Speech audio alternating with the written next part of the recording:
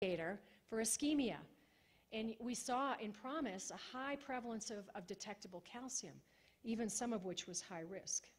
And we saw a recent paper in JAMA Cardiology from the PROMISE trial looking at high-risk plaque features. This is what in CT is called high-risk plaque features. You can see an example. If you see these two arrows, you see this artery, can you see, I don't know how well this projects, but there's a black area where these arteries are showing. This is all what's called low attenuation plaque. It's lipid-rich plaque. Lipid-rich plaque is much more active. It's what statins will stabilize. So we see that on CT. We also see that arteries are remodeling, expanding outward. It's called positive remodeling. Arteries, by the Glagoff phenomena, arteries will expand outward before they inwardly remodel or become a stenosis. So we can pick this up rather early. These two features particularly are associated with acute coronary syndromes, people who have high-risk plaque features. This is called a napkin ring site. It's a cross-section. If you take an artery and you slice it down, you can actually see an area of high density followed by a lower density. It's called a napkin ring sign because it looks like a napkin ring. So Marish showed in his paper, even in this population that has low prevalence of coronary disease, 15% had high-risk plaque features.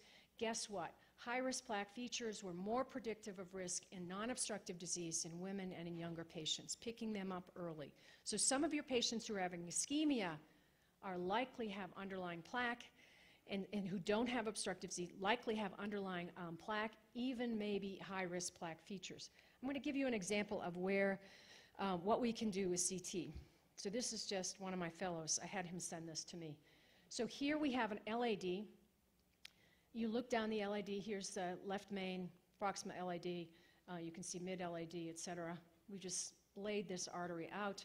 Not so much of an obstruction. You see the vessel wall, and you see the lumen. When you do an invasive angiogram, all you're looking at is this lumen. That's why we call it a luminogram. But when you with CT, you can actually get more of an idea of plaque. You can see the orange here.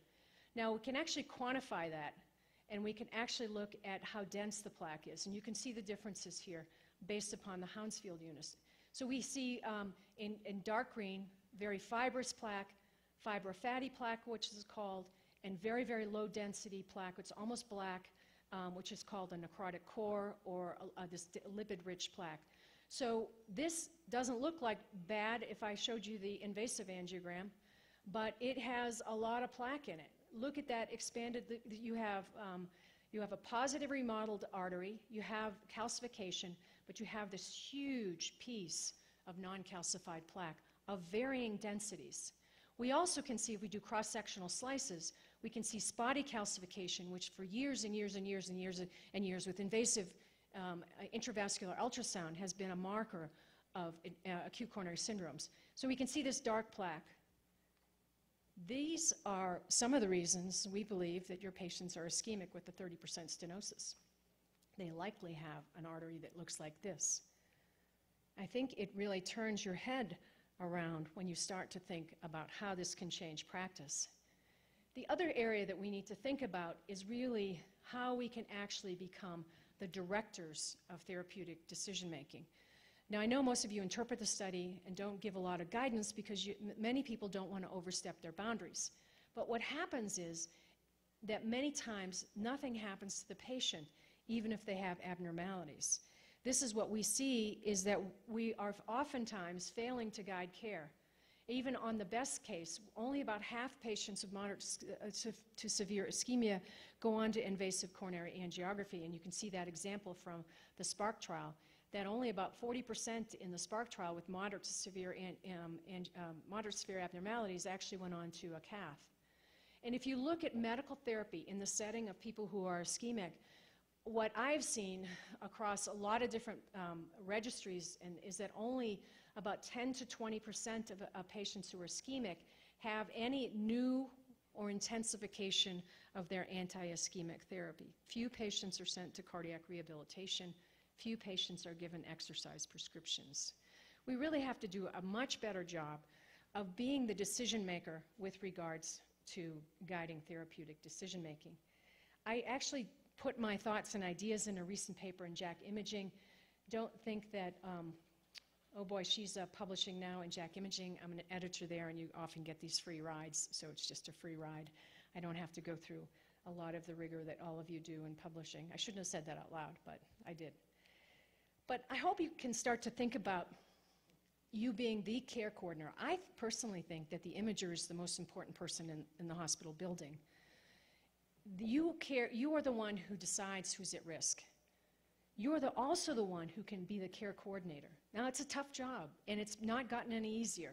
You've got to you have to justify the procedure. Is it appropriate? You've got to try to have the highest quality images, standardized image protocol. You've got to optimize safety for the patients.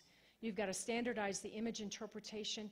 And increasingly, I think it's incumbent on you, because medicine has become so complex, to provide clinical management recommendations, not necessarily precisely, because obviously you don't have all the information, but broadly in terms of understanding risk. You are the guiders of care. You form this triad between the imager, the referrer, and the patient. It's this partnership which is essential to patient care. The patient, the referrer, when you formulate this partnership, and I know all of you have many, many of these partnerships, the referring physician has much more certainty to guide their care. The patient has more satisfaction with the care, more confidence, and hopefully is more compliant with directed care. The patient will have a better experience. Next time they need to go to a test, they're going to say, I can't go to that nuclear study again. But they're going to say, I really like Dr. Vitola. I really like Dr. Soman. I'm going to go back and see him, because he was the one that was really helpful in making me feel better. And we talked a little bit about that yesterday with our ethics person. The patient is becoming so central. It's tough because, right, I mean, we went to school for how many years?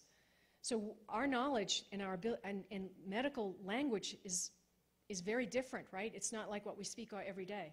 So the patient has a lot of literacy problems, and we have to work on that. And it's one thing I try to push medical societies, is to give more documents oriented towards patients, so we can enhance their, diminish the problems of literacy. In one of my hospitals that Ernie and I used to work with, a public hospital, the average patient reads at the 2nd grade level, 2nd year of school. So for us to go and talk to patients that aren't very educated, it's very difficult, as you all know. But we have to start to think about that. And so I think if you think about yourself as this care coordinator, I think it gives you a different approach for how you see imaging, and how important imaging is to this building, to my hospitals, to your hospitals, everywhere. We are the care coordinators for a big chunk of what they see. Everything that happens after the image is part of your coordination. So I think if you think about yourself that way, it's a very, very different approach. I hope I've given you some different ways, some of which you may not agree with, which is fine. That's what questioning everything is all about. Don't worry, next year I may change my mind on a lot of things. Hopefully when I stop changing my mind, then I'm going to get worried about myself. I think we need to reinvent nuclear cardiology. I think we need to innovate patient care.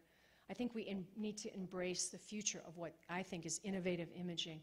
This is a picture from me from last August in Torre del Paine. You can see that here in Chile. I spent 3 weeks in Patagonia hiking and skiing. So this gives me a lot of time to think. Perhaps maybe some people say too much time to think.